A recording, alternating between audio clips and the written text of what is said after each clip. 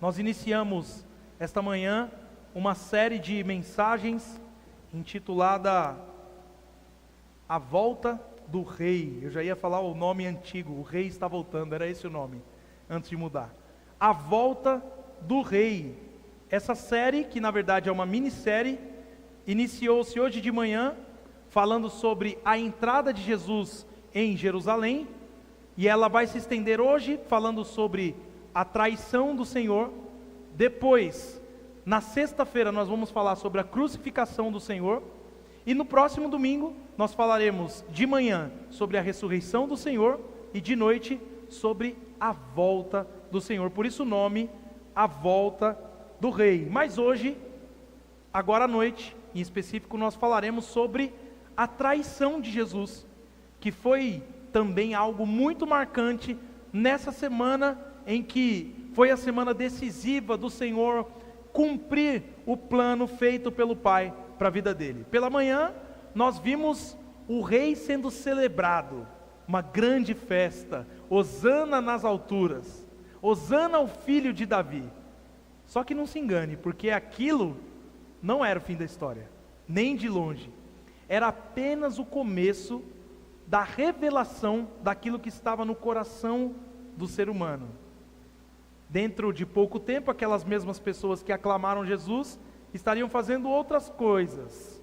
As ruas estavam cheias, o nome de Jesus era exaltado, as vozes eram altas, os ramos eram balançados para todos os lados, e aquilo acontecia como uma espécie de esperança nacional de que algo estava acontecendo.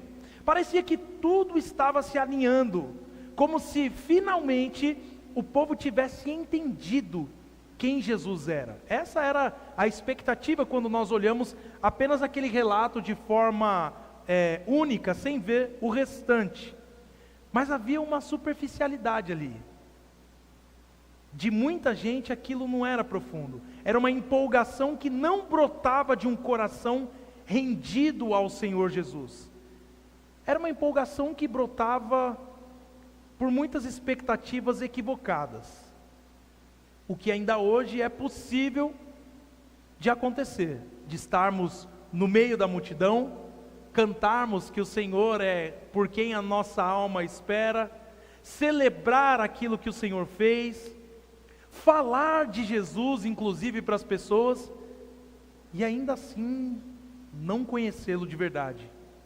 Essa empolgação coletiva que nós vemos muitas vezes, pode na verdade esconder um coração que nunca se rendeu de fato.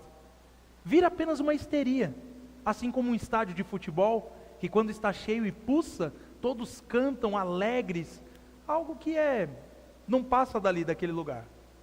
Agora, à noite, tudo muda. O barulho que nós ouvimos de manhã dá lugar ao silêncio. O cenário é completamente outro. A multidão dá lugar a uma sala fechada, a um momento íntimo. E o rei, que foi aclamado em público, agora se inclina em privado para lavar os pés dos seus discípulos. Então aquele que estava sendo aclamado como o rei da multidão, se coloca na posição de lavar os pés dos seus discípulos. O que não mostra apenas uma mudança de cenário, mostra uma face profunda de quem Jesus é de fato. Porque enquanto o mundo exalta o poder visível, como nós falamos hoje, Jesus revela outra coisa, que é o amor sacrificial. É isso que ele fez naquele momento. Mas aqui a tensão aumenta ainda mais, porque o maior perigo não está mais do lado de fora, sobre as pessoas, sobre as opiniões que as pessoas tinham acerca de quem Jesus era. O perigo não estava mais nos líderes religiosos, ou nas conspirações de Roma acerca da pessoa de Jesus. O perigo agora estava dentro da sala, estava à mesa, estava próximo. O que nos mostra que proximidade com Jesus não é a mesma coisa de transformação pelo Evangelho. Nós podemos estar próximos e ainda assim estarmos distante do Senhor. E ainda assim estarmos perdidos. Então chega o momento mais sombrio, que é o anúncio da traição. O mesmo Jesus que foi aclamado pela manhã, será vendido à noite. Como a vida muda, né, meus irmãos, de uma hora para outra. Isso expõe algo profundo sobre a realidade espiritual em que nós vivemos. Porque a batalha nunca foi apenas externa, visível e política, como nós vemos. A batalha é sempre espiritual, é invisível e real. Ela nasce dentro de nós, ela nasce no mundo espiritual no qual nós muitas vezes não vemos e às vezes nem acreditamos que de fato exista. Nós temos que entender, meus irmãos, que existem forças em ação, existem trevas operando. Só que isso não deve fazer com que a gente pense que Jesus esteja perdendo o controle. Pelo contrário, é exatamente aqui, no meio da dor, no meio da rejeição, no meio da traição, que a soberania de Jesus brilha ainda com mais força. Porque Jesus sabe o que está acontecendo ali. Ele vê, Ele governa, inclusive aquele momento. E nada foge das mãos dele.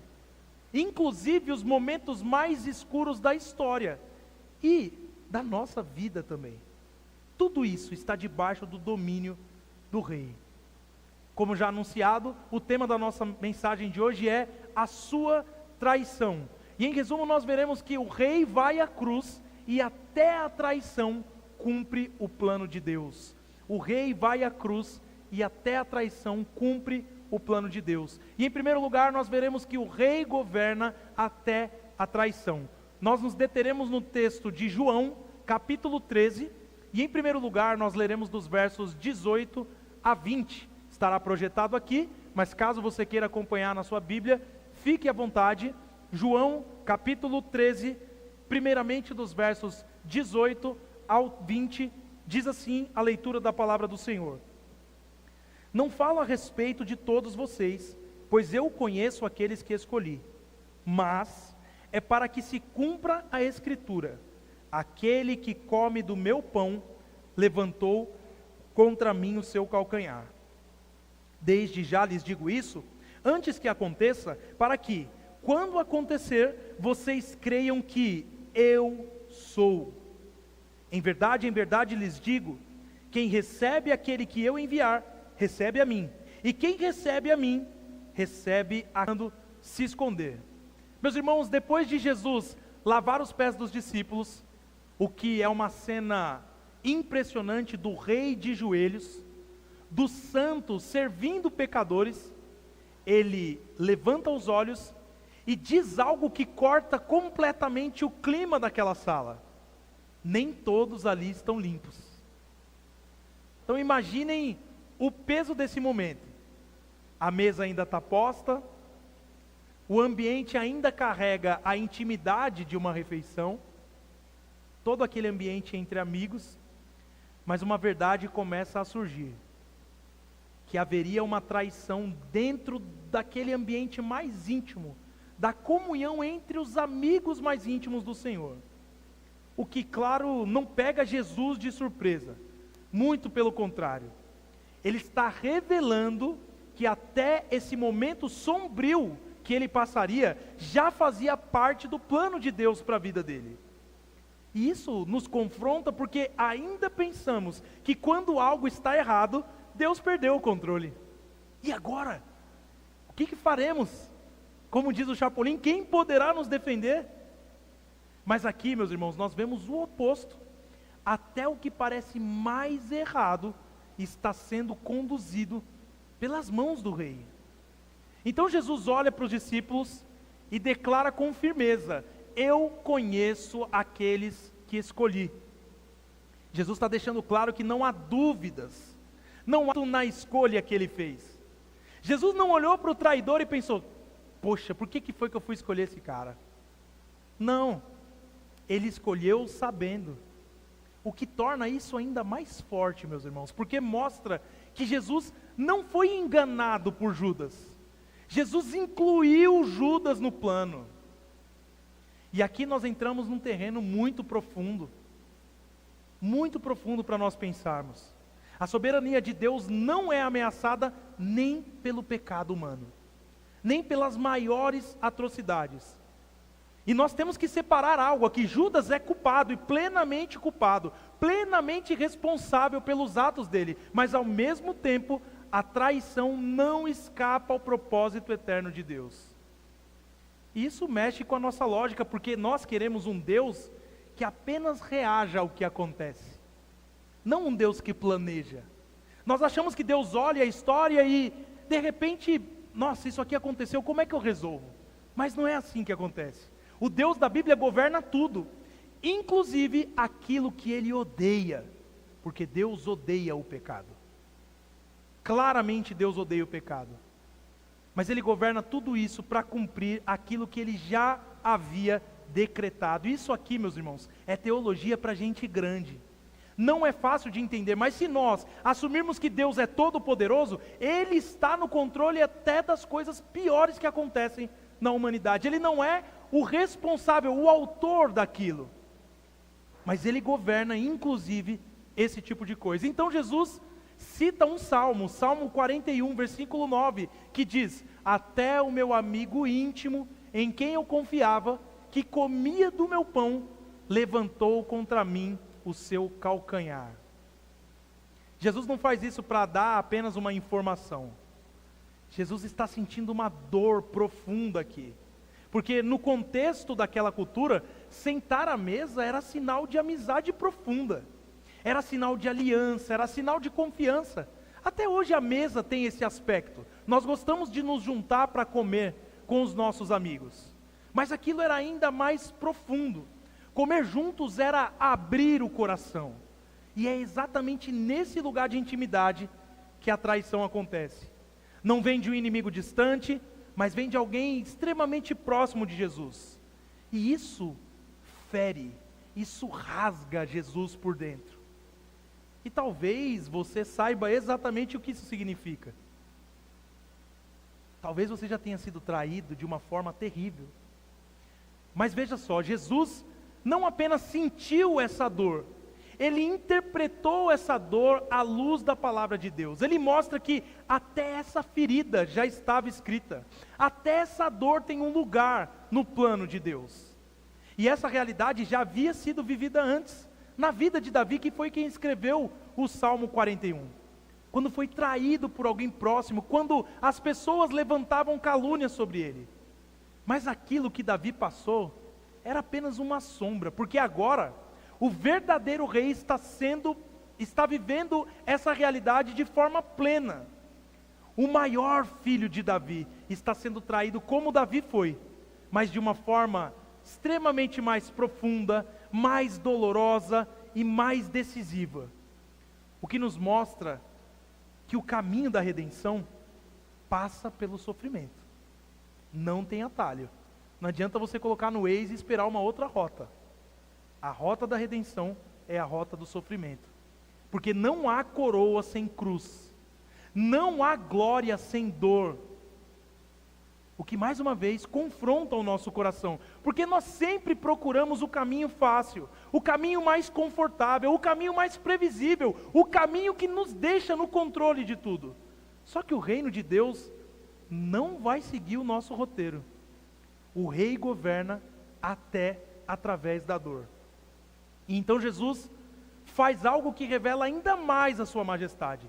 Ele anuncia tudo antes de acontecer. Ele diz: desde já lhes digo isso, antes que aconteça, para que, quando acontecer, vocês creiam que eu sou. Percebam que eu sou está escrito tudo maiúsculo, que era o nome usado para Yahvé, o nome usado para o Deus da aliança. Ele está se colocando como Deus.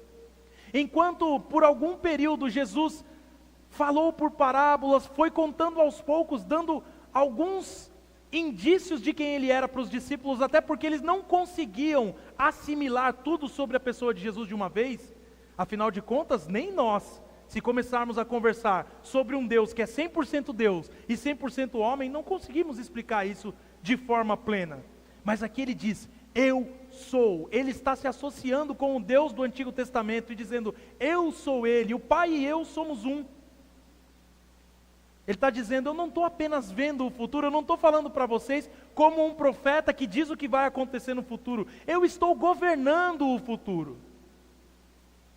Jesus está mostrando que quando a cruz chegar, quando o caos parecer dominar e quando tudo parecer perdido, os discípulos vão se lembrar, ele já sabia, ele já tinha dito tudo isso, e ele continua sendo Deus, e essa é a âncora da nossa fé, não o que nós vemos, mas quem ele é, porque ele cumpre todas as suas promessas.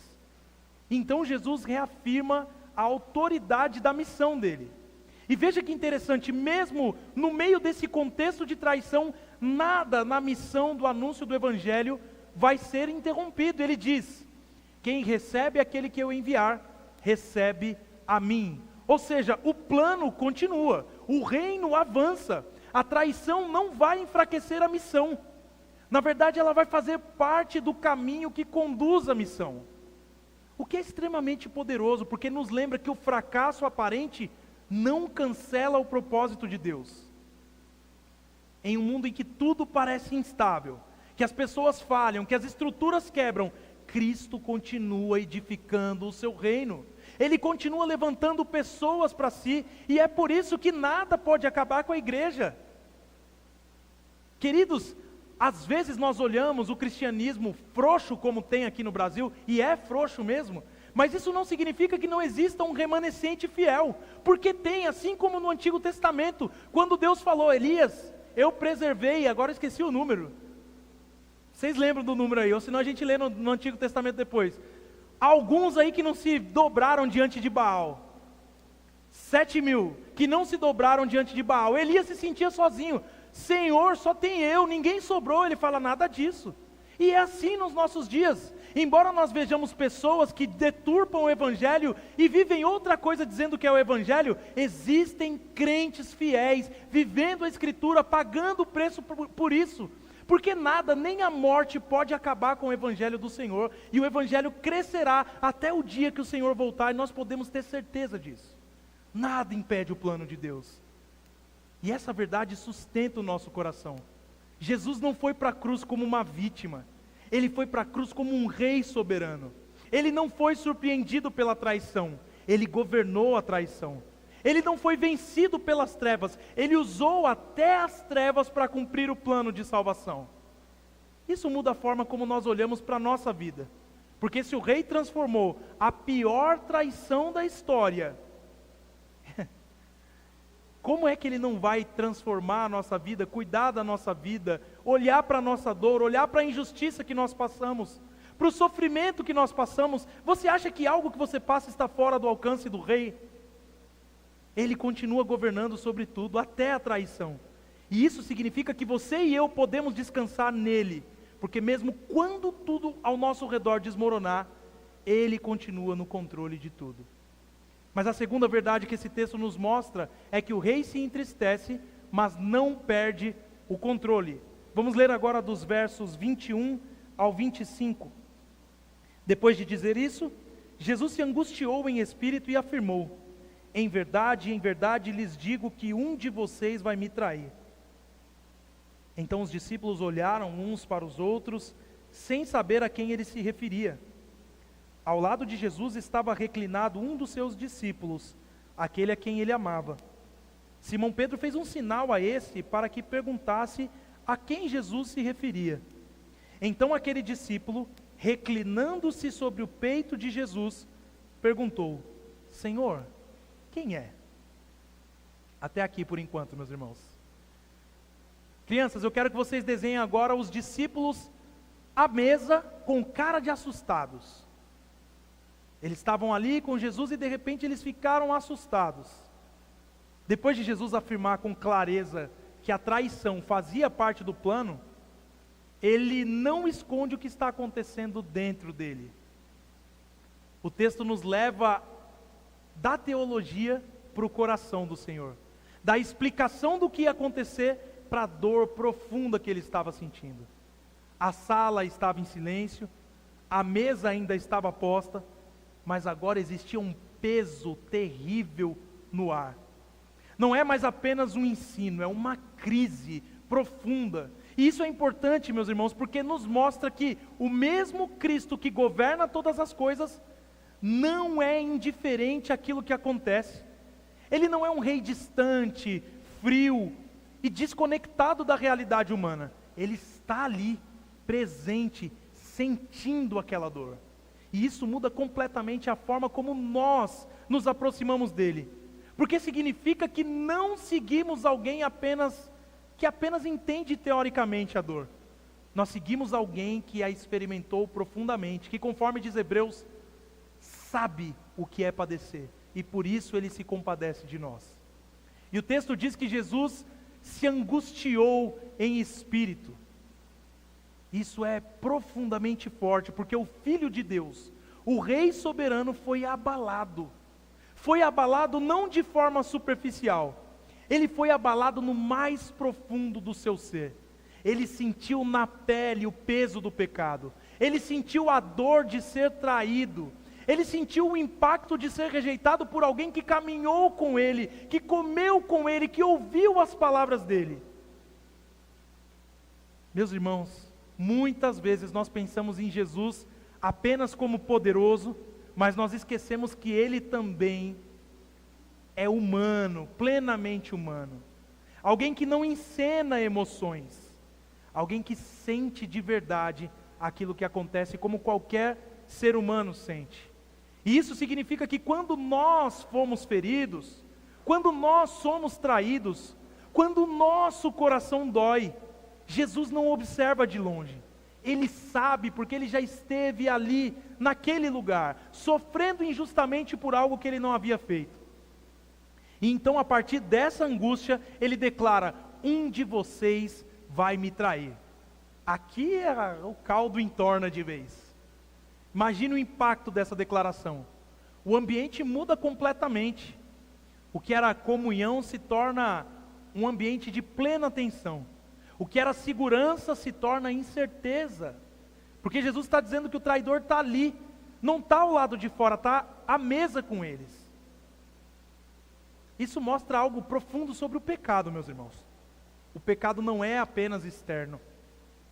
O pecado se infiltra, se esconde, se disfarça. E isso nos atinge diretamente, porque quebra a nossa tendência de apontar para fora e nos obriga a olhar para dentro de nós. O problema não está apenas lá fora, o problema está e pode estar dentro do seu próprio coração. Nesse momento, os discípulos começam a olhar uns para os outros, confusos, assustados, e o mais impressionante, ninguém suspeita de Judas. O que mostra o nível da dissimulação dele. Era um joio infiltrado no meio do trigo, de forma que as pessoas não conseguiam perceber. Judas parecia um deles. Judas falava como eles, andava como eles, servia como eles. Mas o coração de Judas, meus irmãos, estava muito longe. Isso é um alerta sério para nós. Porque é possível ter aparência de espiritualidade, linguagem de fé, participação na igreja e ainda assim não pertencer à verdade de Cristo. O pecado sabe se esconder muito bem. E o maior perigo não é o pecado escancarado. Não é aquela pessoa escrachada que todo mundo vê que vive uma vida de pecado. É o pecado disfarçado de normalidade. É a pessoa que consegue se esconder muito bem naquilo que ela é. E Jesus então revela imediatamente. Na verdade, ele não revela imediatamente quem é o traidor. O que também não é por acaso. Porque Jesus, ao fazer isso, ele coloca cada discípulo para olhar para si mesmo. É como se Jesus dissesse: examinem o coração de vocês. E essa é a reação certa diante de Cristo. Não apontar o dedo, mas perguntar: sou eu, Senhor? Não foi isso que os discípulos começaram a fazer? Senhor, por acaso sou eu? Isso vai quebrar o orgulho, vai desmontar a autoconfiança, vai levar à humildade, porque quando estamos diante de Jesus, não há espaço para superioridade espiritual, há apenas espaço para dependência e arrependimento. Mas aí tem Pedro na história, e onde tem Pedro, vai ter alguma emoção. Ele está olhando tudo aquilo e a gente precisa saber, quem é esse traidor aí? Então, João, que está reclinado ali sobre Jesus, ele se inclina ainda mais a pedido de Pedro e pergunta: Senhor, quem é? E essa cena é linda, meus irmãos, porque no meio da tensão, João se aproxima do Senhor.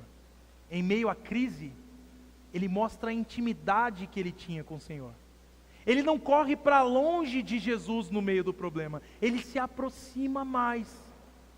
O que deve nos ensinar que quando nós não entendemos, quando nós estamos confusos, quando o nosso coração está inquieto com alguma coisa, o caminho não é se afastar de Jesus, o caminho é se achegar mais a Jesus. O caminho não é se afastar da comunhão dos irmãos porque você não está bem. O caminho é você estar perto e falar: meu irmão, eu não estou bem, ora por mim, me ajuda. Eu estou prestes a fazer uma besteira, eu estou desejando algo que eu não queria, que eu não deveria, na verdade.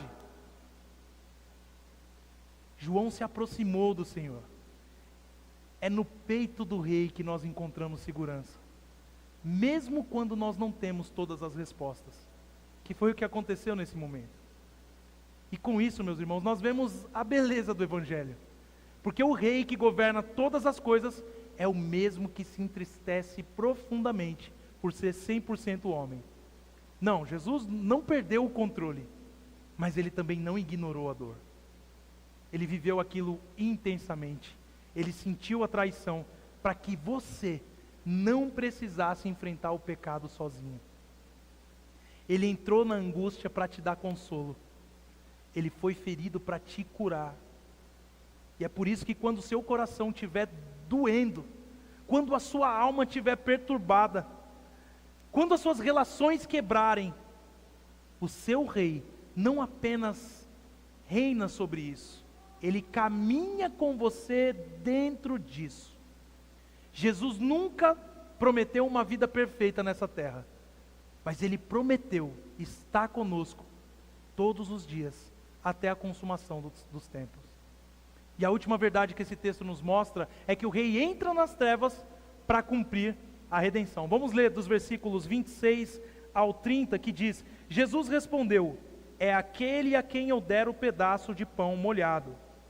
Então Jesus pegou um pedaço de pão e, tendo-o molhado, deu-o a Judas, filho de Simão Iscariotes. E depois que Judas recebeu o pedaço de pão, imediatamente Satanás entrou nele. Então Jesus disse a Judas: o que você pretende fazer, faça-o depressa. Nenhum dos que estavam à mesa entendeu por que Jesus tinha dito isso, pois, como Judas era quem trazia a bolsa do dinheiro, alguns pensaram que Jesus tinha dito a ele: compre o que precisamos para a festa, ou então que havia solicitado que desse alguma coisa aos pobres. Assim, tendo recebido o pedaço de pão, Judas logo saiu e era noite. Crianças, o último desenho que vocês farão é de um homem saindo pela porta, tá bom? Um homem saindo pela porta. Meus irmãos, tem momentos que tudo parece normal por fora. Era o que estava acontecendo com os discípulos ali. Mas algo decisivo está acontecendo por dentro. Mais uma vez, a mesa está posta, as pessoas estão próximas, as conversas continuam, mas ali, naquele instante, o destino de um homem está sendo selado. A traição não começou naquele beijo que Judas deu em Jesus no jardim. Ela começou no coração de Judas, em silêncio, no secreto. E Jesus sabe, ele vê, ele não está confuso, não está enganado, não está surpreendido. Mas nós, muitas vezes, vivemos cercados de aparências. E é possível estarmos próximos de Deus e ainda assim estarmos distante dele por dentro. Só que diante de Cristo nada é oculto. Ele conhece o nosso coração. E eu sempre digo que isso deveria gerar temor em nós. Essa nunca foi uma frase bonitinha. Olha, Deus vê meu coração. É mesmo? Isso deve trazer desespero a você. Porque Ele sabe os seus pensamentos mais profundos. E Ele nos encontra exatamente onde nós realmente estamos. Ele revela quem é o traidor através de um gesto simples, quase imperceptível para a maioria das pessoas. Só que era um gesto carregado de significado. Ele entrega o pão a Judas. E isso não é apenas uma identificação, é proximidade, intimidade, é graça sendo oferecida até o último momento. Primeiramente, se Jesus entregou o pão para Judas, Judas estava próximo dele. Lembrem, eles estavam reclinados à mesa e Judas estava próximo do Senhor. E nós devemos pensar nisso. O próprio Filho de Deus estende a mão para aquele que está prestes a traí-lo. Isso não é fraqueza, isso é amor sacrificial. É um amor que vai até o limite. É um amor que não reage com dureza imediata, mas que chama, que convida, que oferece oportunidade de arrependimento. Lembra de Deus lá em Gênesis 4? Ei, Caim, o pecado está à porta, cabe a você dominá-lo. Jesus com Judas está fazendo a mesma coisa aqui. Isso nos constrange porque revela que muitas vezes resistimos a Deus, não por falta de luz, mas apesar da luz do Senhor posta sobre nós. E Judas recebe o pão e endurece o coração. Ele não se quebra, ele não volta, ele não se arrepende. O texto nos diz algo assustador. As trevas nesse momento tomam conta de forma completa, o que nos mostra uma verdade muito séria. Rejeitar repetidamente a graça de Deus não nos mantém neutros, nos endurece cada vez mais. Cada vez que nós viramos as costas para Deus, nós estamos mais próximos de ser como Judas. E o coração vai se fechando, a consciência vai se apagando, até que o pecado deixa de incomodar. E aquilo que antes para você era um absurdo, passa a se tornar parte comum da sua vida. E isso é perigoso, meus irmãos, porque ninguém cai de repente. Existe um processo, pequenas concessões, pecados tolerados, uma fé apenas externa, até que, sem perceber, a pessoa já está caminhando para longe da luz. E aí então vem uma das frases mais impressionantes do texto: o que você pretende fazer, faça-o depressa. Que mostra mais uma vez que Jesus não perde o controle, não está sendo levado pelos acontecimentos, Ele está conduzindo aquela situação. Até a traição está debaixo da soberania de Deus. O que deve mudar a forma de nós olharmos para a cruz. A cruz não foi um acidente, muito menos uma derrota. A cruz foi plano, foi propósito, foi amor em ação. Enquanto Judas achava que estava decidindo algo, era Cristo que estava governando tudo aquilo ali. O que nos dá segurança, porque mostra que até os momentos mais sombrios são momentos em que Deus continua no controle absoluto. E o que Judas faz ali? Ele sai. E o texto termina com uma frase que parece assim, só uma informação solta. E era noite. Só que não é apenas uma descrição do horário que as coisas aconteceram. É uma descrição da alma de Judas. A alma de Judas estava envolta em trevas. Ele sai da presença da luz do mundo, e ele entra na escuridão. Ele abandona a comunhão, ele rejeita a graça, e ele escolhe o caminho das trevas. O que é uma imagem fortíssima, porque ainda hoje existem pessoas fazendo o mesmo movimento. Gente que esteve perto, que caminhou conosco, que ouviu, que participou, mas que pouco a pouco vai se afastando. Falta um domingo, para de ler a Bíblia, começa a orar menos, até que não quer mais a luz. Isso não faz mais sentido para mim. Não tenho motivo para estar aqui. E a pergunta que o texto nos faz é direta: em que direção você está indo? Para a luz ou para a noite? Só que ao mesmo tempo, esse texto revela algo glorioso sobre Jesus. Jesus não fugiu da escuridão, Jesus entrou na escuridão. Ele permitiu a traição, porque ele sabia que através da traição, o plano de Deus se cumpriria. Por isso ele caminha voluntariamente para a cruz, assim como ele caminhou voluntariamente para Jerusalém. Ele enfrenta a noite mais profunda, ele enfrenta o peso do pecado, a separação de Deus, ele enfrenta a morte para que nós não precisemos viver nas trevas. E isso é o Evangelho, meus irmãos. É o Rei que não apenas confronta, ele salva. Ele entra na noite para nos trazer para a luz. Ele entra lá para nos tirar de lá, e é por isso que não faz sentido caminharmos rumo às trevas quando o próprio Deus te tirou de lá. Nós somos chamados a caminhar para outro lugar, não para as trevas, mas para a maravilhosa luz do Senhor. Por isso, crianças, guardem isso no coração de vocês. Jesus é o Rei que governa tudo, até aquilo que parece não fazer muito sentido. Judas parecia amigo de Jesus, mas o coração de Judas estava longe do Senhor, mas Jesus sabia disso. O que nos ensina que você, criança, não pode enganar Jesus. Mas também ensina que você não precisa ter medo de Jesus. Você tem que ter fé em Jesus, você tem que se aproximar dele. Porque o mesmo Jesus que conhece o seu coração, te ama e tem um propósito para a sua vida. Por isso, aproxime-se, criança, todos os dias de Jesus. Meus irmãos, o nosso Senhor Jesus Cristo é o Cordeiro que ativamente toma o controle do seu próprio sacrifício redentor. Jesus não fugiu das trevas. Ele encarou as trevas de frente.